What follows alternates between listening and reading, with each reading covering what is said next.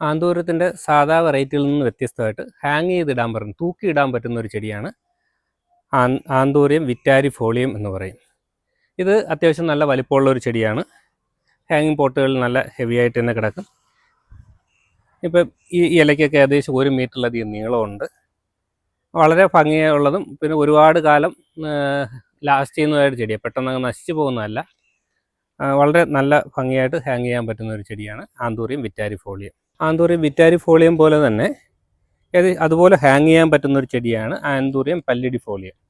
ഇതും വിറ്റാരിഫോളിയമായിട്ട് തിരിച്ചറിയാൻ കുറച്ച് പ്രയാസമുണ്ട്. എങ്കിലും ഈ ഇലയുടെ ഈ മുകൾ ഭാഗം കണ്ട് രണ്ടിൻ്റെയും വ്യത്യാസം പെട്ടെന്ന് നമുക്ക് തിരിച്ചറിയാൻ പറ്റും. വിറ്റാരിഫോളിയത്തിൻ്റെ ഒരു കണ്ടിന്യൂഷൻ ആയിട്ടുള്ളൊരു നാരോ ആയിട്ട് തന്നെ വരും. എന്നാൽ പല്ലിഡിഫോളിയത്തിൽ ഒരു ലീഫായിട്ട് തന്നെ തുടങ്ങുന്നുണ്ട്. അത് പെട്ടെന്ന് നമുക്ക് തിരിച്ചറിയാനുള്ള മാർഗ്ഗമാണ്. പിന്നെ ഇലയ്ക്ക് കുറച്ചുകൂടെ വീതി ഉണ്ടാകും പല്ലിഡിഫോളിയത്തിൽ.